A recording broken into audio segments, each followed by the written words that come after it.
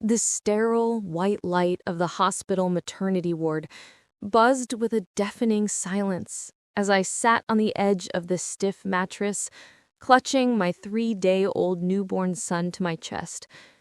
My body was completely exhausted, my heart was hollowed out by an unspeakable grief, and the faint scent of smoke still seemed to linger in the corners of my mind.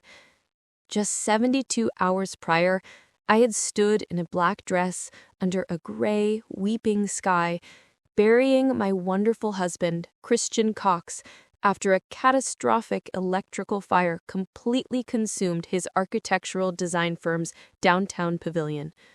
Before the dirt could even settle over his casket, the sheer emotional shock of his sudden death forced me into a brutal, premature labor. I had given birth to our son, Leo, entirely alone in that sterile room, crying silently into the dark while the nurses whispered in sympathetic tones outside my door. But as the floor nurse handed me my official discharge papers on that cold Thursday morning, the door to my room swung open, and the true, unvarnished monsters of my biological family stepped inside. My name is Lily Cox. To comprehend the chilling, calculated cruelty that unfolded within the next 45 minutes, you must first understand the toxic, transactional nature of the family I was unfortunate enough to be born into. Before I took Christian's last name, I was Lily Albright, the eldest daughter of Walter and Sylvia Albright. My parents were prominent, highly manipulative socialites who operated Albright Global Logistics, a shipping and customs brokerage firm that was secretly drowning in millions of dollars of unhedged corporate debt. In the Albright household, love was never an emotion. It was an investment strategy. Children were viewed simply as commercial assets to be bartered for social status, corporate alliances, or financial liquidity. My younger sister, Brenda, was the golden child who perfectly mirrored my mother's superficial vanity and my father's ruthless greed.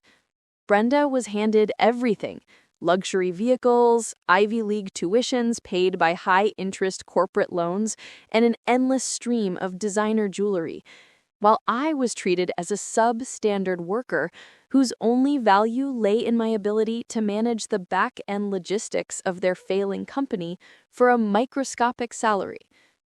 When I met Christian Cox, my family initially rejoiced, not because they cared about my happiness, but because Christian was a brilliant, wealthy rising star in the architectural world. His firm held massive municipal contracts, and his personal net worth was skyrocketing. My father, Walter, immediately tried to leverage our relationship, constantly demanding that Christian provide interest-free business loans or sign off on fraudulent property valuations to save Albright Global Logistics from bankruptcy. When Christian calmly but firmly refused to let my family exploit his professional integrity, my parents' attitude turned into a toxic, burning resentment. They began actively alienating me, telling our entire social circle that I was an ungrateful, disloyal daughter who had abandoned her own flesh and blood for a wealthy outsider. When Christian tragically died in that horrific pavilion fire, my parents didn't shed a single tear of sympathy. Instead, they saw a golden, predatory opportunity to exploit my absolute vulnerability. As I sat there cradling baby Leo, my father, Walter, stepped into the hospital room dressed in a sharp, expensive wool overcoat, his expression completely devoid of a single ounce of paternal warmth. My mother, Sylvia, stood closely behind him, adjusting her designer leather handbag with the cold, detached look in her eyes. There was no embrace, no inquiry about my physical health after a traumatic premature birth, and no desire to look at their new grandson. Walter walked over to the bedside table, picked up my packed suitcase, and dropped it heavily onto the floor. He looked directly at me, his features twisting into a mask of cold, pragmatic authority. "You're discharged now. Take the baby and go back to his family. my dad said, his voice flat and unyielding, completely indifferent to the fact that Christian's parents had passed away years ago and he had no surviving immediate family left. I stared at him, my voice barely a whisper through my cracked lips. Dad, Christian's parents are gone. We have nowhere to go. Our private home is still completely cordoned off by the fire investigators. I just gave birth alone 3 days after burying my husband. Please, I just need a place to stay for a few weeks until I can sort out the insurance and corporate estates. My mother, Sylvia, stepped forward, her heels clicking sharply against the linoleum floor. She looked at me and my newborn baby with utter contempt, waving her manicured hand dismissively. Widows aren't our responsibility, Lily, she added coldly. You chose to stand by Christian when he refused to help your father's business. You made your bed with the Cox family, and now you can sleep in it.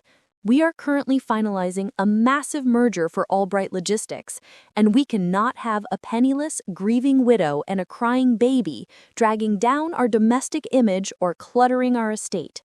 Christian's company is completely ashes. His assets are frozen in probate, and you are officially bad luck. Pack your things and leave. I looked at the two people who had given me life, and a profound, freezing clarity washed over my entire soul. The deep, agonizing pain of their rejection suddenly transformed into an absolute, unshakable wall of steel. I realized that any attempt to appeal to their humanity was an absolute waste of my breath. They were so blinded by their immediate greed and their assumption of my total helplessness that they had completely failed to realize who actually held the keys to their survival. I didn't cry, I didn't beg, and I said absolutely nothing to them. Instead, I calmly reached for my smartphone on the tray table, unlocked the screen, and placed a single priority call to a private, encrypted number. I pressed the speakerphone button, and the call was answered on the very first ring by a deep, authoritative voice that radiated immense power. Lily, my dear, the voice said, instantly cutting through the tense atmosphere of the hospital room. I am already in the medical center parking lot. I have the security teams and the legal transport ready. Tell me you are safe. Gideon, I said, keeping my eyes locked dead on my father's hardening face. My biological parents are currently in my room. They are ordering me and my newborn son onto the street. They are refusing me entry to the family properties, claiming I am a liability to their upcoming corporate merger. I am coming up right now, Gideon replied, his tone shifting into an icy, dangerous register. Do not say another word to them. The man on the other end of that phone was Gideon Sterling. To the international corporate world, Gideon was a legendary, terrifyingly powerful federal oversight attorney and the managing partner of Sterling and Associates International, a multi-billion-dollar private equity and asset management firm. But to my late husband Christian, Gideon was much more than an elite attorney. He was Christian's beloved godfather, his legal guardian after his parents' passing, and the sole executor of the global master trust that protected all of Christian's intellectual property, corporate real estate holdings, and multi-million-dollar liquidity reserves.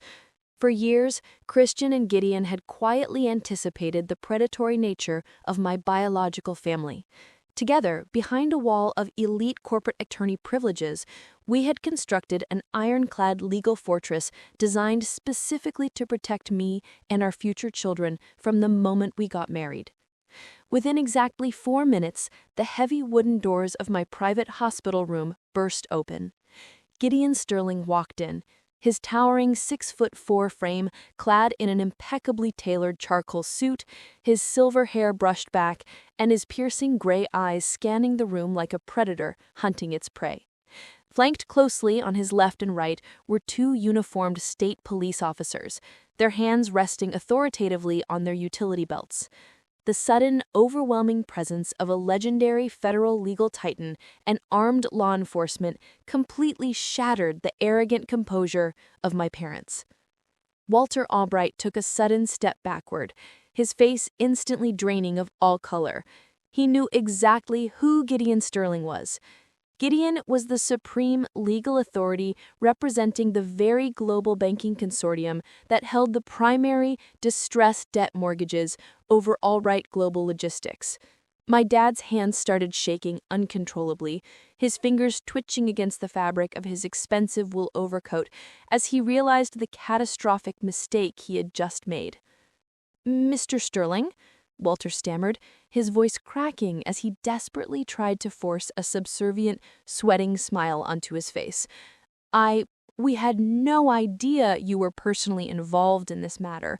There has been a massive misunderstanding. We were simply trying to advise Lily on the best logistical steps for her independent future. We care deeply about our daughter's well-being."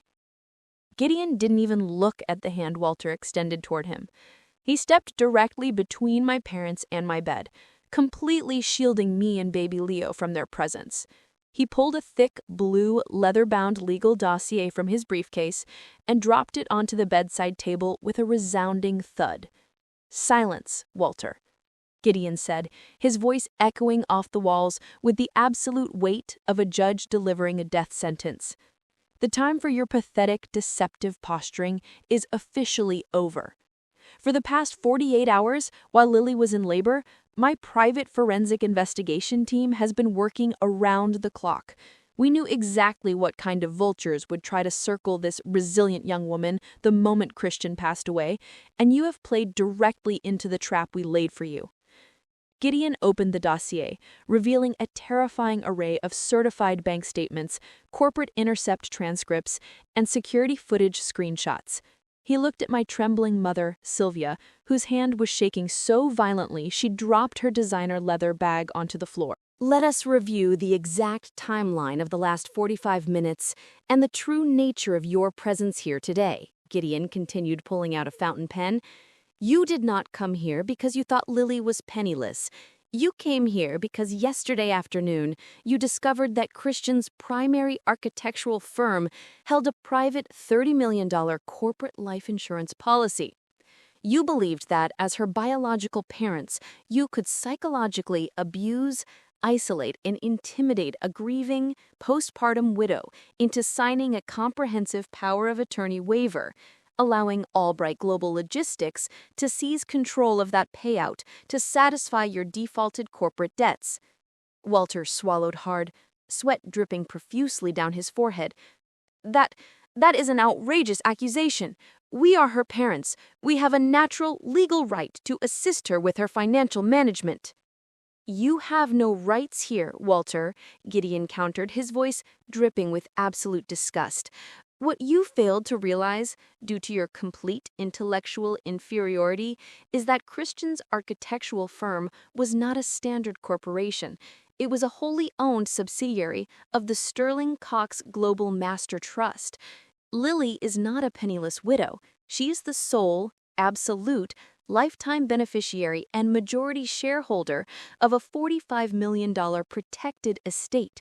Furthermore, 3 hours ago, I officially executed the secondary clauses of that trust." Gideon stepped closer to my father, his eyes narrowing into cold slits. "Albright Global Logistics has been operating on a line of credit issued by Capital Horizon Bank. What you did not know is that the Sterling Cox Trust purchased 100% of that distressed debt package from Capital Horizon last month. As the sole executor, and at the direct written request of Lily Cox, I am here to inform you that your corporate credit lines are officially terminated, effective immediately. We are calling in the full outstanding balance of $4.6 million due by 12 o'clock noon today." My mother, Sylvia, let out a sharp, horrified gasp, clutching her chest as she stared at Gideon in absolute terror. "You can't do that. That will completely destroy our company. We will lose our home, our status, everything. Brenda's entire future depends on that merger." "Your company is already destroyed, Sylvia." I spoke up from the bed, my voice calm, steady, and filled with an unyielding power that made both of my parents flinch. "You stood in this room and told me that widows aren't your responsibility. You told me that my son and I were bad luck, and you ordered us onto the street 3 days after I buried my husband. You valued your social image and your fraudulent merger over the life of your own daughter and grandson. Now you can watch your precious image dissolve into absolute nothingness. Gideon turned to the two uniformed officers standing at the door. Officers, yesterday evening at approximately 8 p.m., Walter and Sylvia Albright utilized an illegal, unauthorized master key to enter the private residential estate of Lily and Christian Cox at Silver Ridge. They bypassed the police tape, entered the private home office, and unlawfully removed 3 crates of corporate architectural blueprints and financial ledgers, attempting to hide them in their personal vehicle. This constitutes grand larceny, tampering with the closed investigation scene, and felony commercial burglary. The lead officer stepped forward, pulling 2 pairs of gleaming steel handcuffs from his utility belt. Walter Albright, Sylvia Albright, you are under arrest for grand larceny, commercial burglary, and criminal trespass. Place your hands behind your back immediately. In full view of the hospital staff, the nurses who had gathered in the hallway, and the security teams, my father and mother were forcibly turned around.